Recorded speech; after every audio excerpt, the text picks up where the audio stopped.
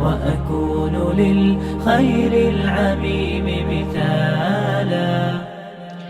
Kita tentunya paham sekali bahwasanya tadabbur kita kepada Al-Quran itu merupakan salah satu di antara materi yang penting pada kehidupan kita berinteraksi dengan kalamullah.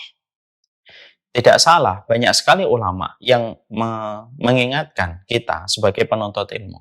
Banyak orang hari ini, banyak yang sudah menghafalkan Quran, dan segala puji bagi Allah ketika Allah tundukkan banyak hati manusia untuk mulai menghafalkan Al-Quran. Banyak orang sudah mulai belajar untuk memahami tentang tajwid, bagaimana tajwidnya yang benar dan bagaimana makharijul hurufnya yang benar. Tapi ironisnya, sedikit sekali di antara manusia hari ini yang betul-betul berinteraksi kepada Al-Quran dengan mentadaburi setiap ayat dari setiap firman-Nya Allah yang betul-betul dia tadaburi, memberikan kesadaran pada pikirannya, membentuk arah kehidupannya, sampai dia berjalan sesuai dengan petunjuk dari hasil dia berinteraksi secara jujur kepada Al-Quran, bahwasanya Al-Quran itu bukan hanya sekadar objek untuk dihafal. Tapi sesungguhnya Al-Quran itu bukan hanya sekadar objek untuk didapatkan pahalanya pada setiap huruf yang kita baca. Tapi sesungguhnya Al-Quran itu betul-betul dijadikan objek untuk mentadaburi. Karena setiap kalimat-kalimat yang Allah turunkan memiliki makna yang begitu dalam. Dan itu menjadi penyembuh bagi setiap masalah yang ada pada kehidupan kita.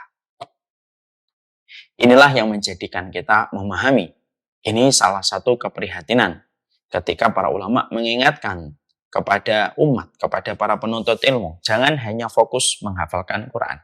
Jangan hanya fokus mempelajari tahsinnya dan mempelajari tajwidnya. Tapi salah satunya adalah fokus mengeluarkan hikmah-hikmah luar biasa yang ada di dalam setiap ayat yang ada di dalam Al-Quran. Karena ketika kita mengeluarkan setiap mutiara dan permata di dalam setiap ayat pada Al-Quran, maka itu akan berkilau, memberikan cahaya pada kehidupan kita, menjaga kita dari berbagai macam kecelakaan, menjaga kita dari kesalahan-kesalahan pilihan, dan menjaga kita dari kebatilan sikap, sampai akhirnya kita bisa menuju kepada keselamatan pada kehidupan di akhirat.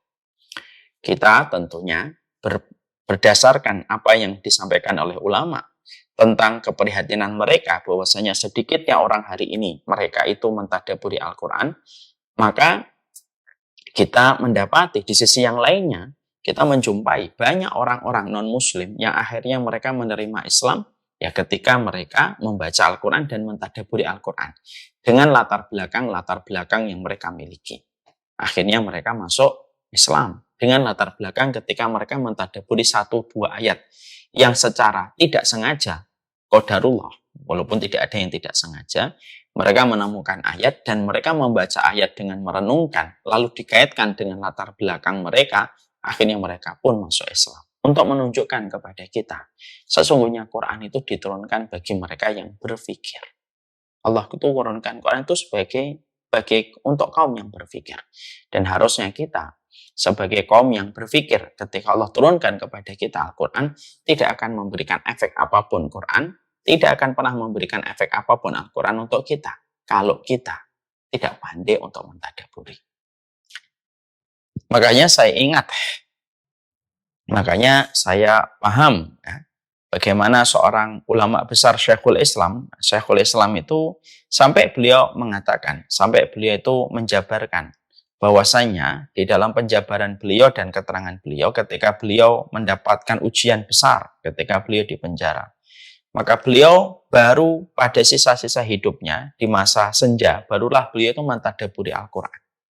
Beliau mengatakan sekelas Ibnu Taimiyah Syekhul Islam yang sudah luar biasa, bagaimana beliau berinteraksi pada firman Allah, itu pun beliau masih menyesali betapa belumnya dia optimal ketika mentadaburi Al-Quran. Karena ternyata mentadaburi Al-Quran itu menemukan banyak sekali hikmah yang luar biasa yang datang pada kehidupan kita.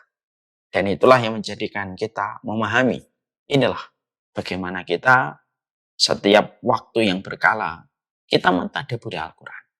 Dan kita ketika mentadaburi Al-Quran, kita ingin mendapatkan mutiara dan permata pada apa yang kita pelajari, supaya mampu memberikan cahaya pada perjalanan kaki kita, dan supaya kita tidak terjerumus kepada kerusakan dan kepada kebinasaan.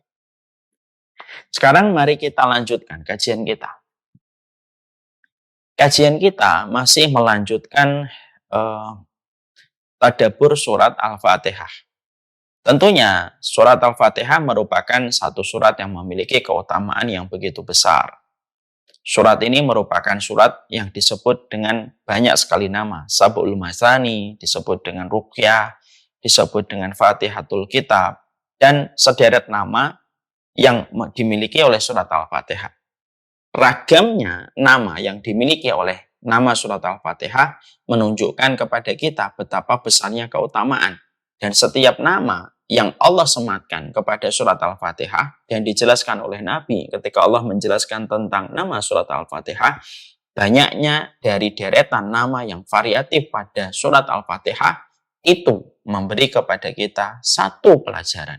Betapa besarnya makna yang ada di dalam surat Al-Fatihah. Makanya akhirnya tidak salah kalau Imam Ibnu Qayyim beliau mengatakan di dalam kitabnya bahwasanya surat Al-Fatihah itu obat bagi hati, ya, obat bagi hati dan obat secara fisik. Makanya ketika seseorang mereka mendapati pemikiran-pemikiran rusak hatinya atau rusak pikirannya, maka kalau dia berinteraksi secara jujur kepada surat Al-Fatihah, maka yang rusak pada apa yang menjadi pikirannya itu akan disembuhkan, akan diluruskan kembali oleh Allah Subhanahu wa taala. Sebagaimana ini juga merupakan surat yang dibuktikan secara langsung oleh Imam Ibnu Qayyim Al-Jauziyah bahwasanya surat Al-Fatihah itu juga menjadi obat bagi penyakit-penyakit fisik. Dan itu bukan hanya sekedar diterangkan oleh Imam Ibnu Qayyim, tapi memang betul-betul dipraktekkan dan beliau menjadi praktisi pada apa yang beliau sampaikan ini karena ternyata beliau pernah mengalami satu kejadian. Beliau pernah sakit lumayan berat ketika beliau di Makkah. Salah satu di antara ikhtiar yang beliau lakukan adalah meruqyah dirinya dengan membaca Al-Fatihah dan dengan izin Allah. Penyakit yang ada pada tubuhnya Imam Ibnu Qayyim disembuhkan oleh Allah. Setelah beliau membacakan surat Al-Fatihah terus-menerus diulang-ulang sembari diresapi maknanya. Ini pula yang menjadikan kita juga akhirnya memahami Syekhul Islam Ibnu Taimiyah, seorang ulama besar.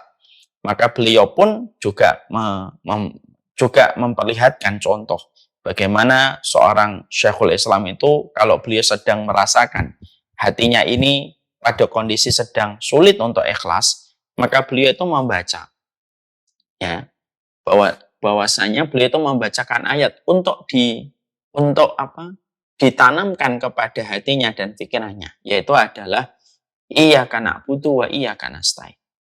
Kalau beliau sedang merasakan sesuatu pada hatinya, maka ayat yang beliau baca adalah iyyaka na'budu wa iyyaka nasta'in. Salah satunya beliau membacakan ayat itu, iyyaka na'budu wa iyyaka nasta'in, kepada dirinya ketika dirinya sudah mulai terjangkiti penyakit sombong pada ibadah dan pada ilmu. Maka yang dibaca oleh Syekhul Islam adalah iyyaka na'budu wa iyyaka nasta'in. Hanya kepadamu ya Allah kami menyembah dan hanya kepadamu kami meminta pertolongan. Nah ini menunjukkan kepada kita berarti surat Al-Fatihah itu mencakup obat untuk hati dan mencakup obat untuk penyakit badan. Tapi tentunya karomah yang begitu besar, keutamaan yang begitu besar yang dimiliki oleh surat Al-Fatihah tidak akan kita rasakan, tidak akan datang pada kehidupan kita sampai kita betul-betul berinteraksi dengan benar pada surat Al-Fatihah. Cara membacanya harus benar, mengetahui artinya, mengetahui tafsirnya, dan mempelajari maknanya. Lalu mengamalkan setiap konsekuensi yang ada pada setiap ayat yang ada di dalam surat Al-Fatihah. Kalau interaksi ini sudah jujur dilakukan, interaksi ini sudah betul-betul jujur dikerjakan, maka insya Allah kehebatan surat Al-Fatihah akan sampai kepada mereka yang betul-betul jujur memakai surat Al-Fatihah menjadi kekuatan untuk dirinya.